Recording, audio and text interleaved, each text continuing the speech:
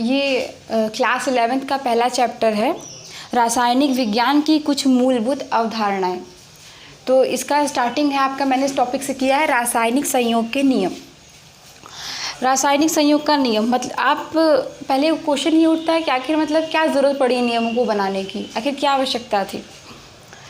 तो आप कह सकते हैं कि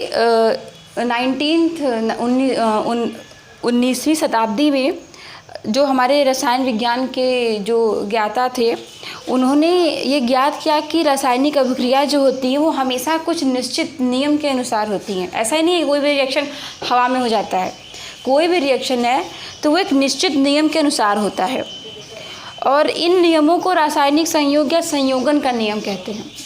तो रासायनिक संयोग के नियम के अंतर्गत हमारे 5 नियम आते हैं। इस नियम को बनाने का ये जो नियम है, ये हमें इस चीज़ में सहायता करते हैं कि जो हमारा रिएक्शन हो रहा है वो किस तरह से हो रहा है, किस अनुपात में हो रहा है, क्या आधार है उसका होने का। तो इन सब चीज़ों को बताता है रासायनिक संयोग का नियम। तो सबसे पहले हमारा इसके अंतर्गत टॉपिक है द्रव्यमान संरक्षण का नियम।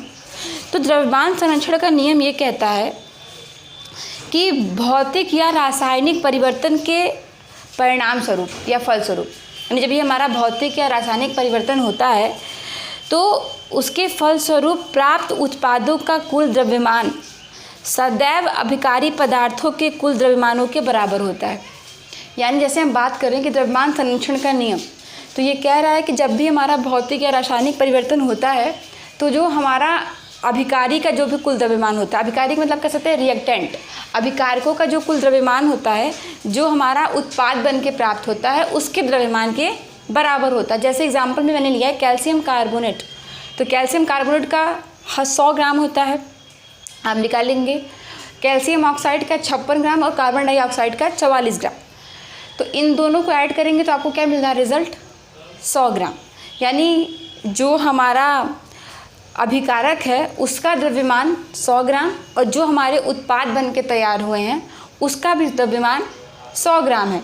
तो द्रव्यमान संरक्षण का नियम यही कहता है कि भौतिक और रासायनिक अभिक्रिया या परिवर्तन के फलस्वरूप जो उत्पाद हमें प्राप्त होते हैं उनका कुल द्रव्यमान अभिकारी पदार्थों के कुल द्रव्यमान के बराबर होता है। और इस नियम को दूसरे प्रकार से भी परिभाषित किया जा सकता है कि आप कह सकते हैं कि भौतिक या रासायनिक परिवर्तन के फलस्वरूप जो द्रव्य न तो उत्पन्न होता है और न ही नष्ट किया जा सकता है, ये एक से दूसरे रूप में बस परिवर्तित किया जा सकता है।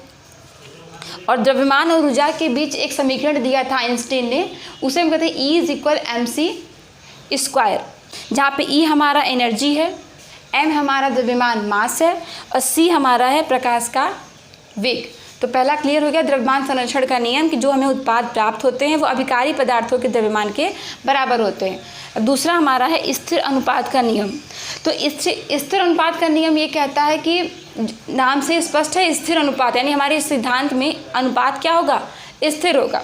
तो डिफिनीशन ये कहता है कि प्रत्येक रासायनिक यौगिक में जिसे किसी भी स्रोत से क्यों न प्राप्त किया गया, कि कोई भी अगर आपका रासायनिक यौगिक है तो उसे आप किसी भी स्रोत से प्राप्त करिए, सदैव भार में एक निश्चित अनुपात में संयुक्त और सुनिश्चित तत्व ही उपस्थित होते हैं। जैसे अगर H2O है आपका, H2O चाहे आप नदी का पानी लीजिए, चाहे आप झील का पानी लीजिए, चाहे कहीं से पानी लीजिए, उसका रेशियो हमेशा 1:8 ही रहता है। अब कार्बन डाइऑक्साइड गैस है तो आप उसको प्रयोगशाला में किसी भी तरह बनाइए, जो उसके कंपोनेंट होंगे कार्बन और ऑक्सीजन के वो एक निश्चित रेशियो में होंगे, यानी 3:8। तीसरा है आपका गुणित अनुपात का नियम। गुणित अनुपात का नियम जॉन डाल्टन ने 1804 ईस्वी में दिया था। इन्होंने क्या कहा था कि जब 2 तत्व संयोग करके 2 या 2 से अधिक यौगिक बनाते हैं तो एक तत्व के विभिन्न भार जो दूसरे तत्व के निश्चित भार से संयोग करते हैं परस्पर सरल अनुपात में होते हैं। यानी जैसे अगर आपका नाइट्रोजन और ऑक्सीजन मिलकर N2O बना, नाइट्रस ऑक्साइड बना रहा है, नाइट्रिक ऑक्साइड, और फिर आपका यहाँ पे N2O3 बना रहा है, N2O बना रहा है, NO बना रहा है, तो आपको जब N2O बना होगा तो नाइट्रोजन और ऑक्सीजन से ही मिलकर बना होगा। तो इसमें हमेशा नाइट्रोजन का रेशियो जो होता है वो हमेशा समान होगा और ऑक्सीजन जो आपका है वो आप कह सकते हैं कि एक पूर्णतः गुणज के रूप में प्राप्त होगा, वो फ्रैक्शन में नहीं प्राप्त होगा। डिफिनीशन यही कहती है कि जो तत्व होते हैं वो एक तत्व के विभिन्न भार जो दूसरे तत्व के निश्चित भार से संयोग करते हैं परस्पर सरल अनुपात में होते हैं। जैसे N2 में देखिए 28:16 यानी 14 दूनी 28 संबंधे 16। अब यहाँ पे NO को देखिए 14 संबंधे 16, लेकिन जब इसमें 2 से गुणा कर देंगे तो 28 संबंधे 32। N2O3 14 दूना 28, 16 16 32 होती हैं 48, 28 संबंधे 48। यहाँ पे आपका देखिए कि जो हमारा रेशियो में प्राप्त हो रहा है, एक तो ये समान है और एक तरह से पूर्ण गुणज के रूप में है, सिंपल रेशियो में है। चौथा, व्युत्क्रम अनुपात का नियम। व्युत्क्रम अनुपात का नियम वैज्ञानिक रिचर ने प्रतिपादित किया था और इन्होंने कहा था कि जब दो तत्व अलग अलग किसी तीसरे तत्व के एक निश्चित द्रव्यमान से संयोग करते हैं, जब दो तत्व अलग अलग किसी तीसरे तत्व के एक निश्चित द्रव्यमान से संयोग करते हैं तो उनके द्रव्यमान में वही अनुपात अथवा उसका एक पूर्णांक गुणक अनुपात में होता है जिससे वे स्वयं एक दूसरे से संयुक्त होते हैं। जैसे कैसे, H हो गया, S हो गया और O हो गया।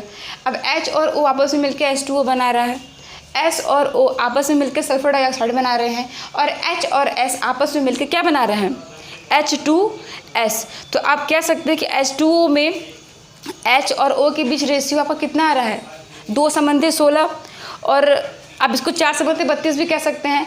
जो डिफिनीशन कह रही है, डिफिनीशन के अनुसार से यही है कि जो एक पूर्णांक होता है वो गुणक अनुपात में होता है, यानी गुणनखंड के रूप में होता है, जो अलग अलग तत्वों से मिलकर एक निश्चित तत्व को बना रहे हैं। अब आपका नेक्स्ट है गैल-लुसाक का नियम। गैल-लुसाक का नियम कहता है कि गैसें जब परस्पर रासायनिक अभिक्रिया करती हैं तो उनके अभिकारी आयतनों में परस्पर तथा अभिक्रिया में बने गैसीय उत्पादों के आयतन में सरल अनुपात होता है, और भले ही सभी आयतन समान ताप और दाब पर मापे गए हों। गैल-लुसाक ने कहा था कि गैस जैसे हाइड्रोजन गैस है और आपका क्लोरीन गैस है, जब ये आपस में रासायनिक अभिक्रिया कर रही है तो जो उसके अभिकारी आयतनों में परस्पर तथा अभिक्रिया में बने जो आपका गैसीय उत्पाद बन रहा है उनके आयतनों में सरल अनुपात होता है। यानी यहाँ पे H2O का 1 है, यहाँ पर Cl2 का 1 मॉलिक्यूल है, यहाँ पे HCl का 2 है, तो तीनों जो आपका है एक सिंपल रेशियो में है। यानी जब हाइड्रोजन गैस क्लोरीन गैस से रिएक्शन करता है तो हाइड्रोजन क्लोराइड बना रहा है और इनके बीच जो रेशियो है वो सिंपल रेशियो है। ये नहीं कि यहाँ पे 1/3 है तो यहाँ पे 2/3 है, ऐसा कुछ नहीं है। सिंपल एक आयतन ये है, एक आयतन ये है और 2 आयतन ये बन के तैयार हो रहा है। इस पे आगे नेक्स्ट टॉपिक पे नेक्स्ट क्लास में चर्चा करेंगे। तब के लिए थैंक यू।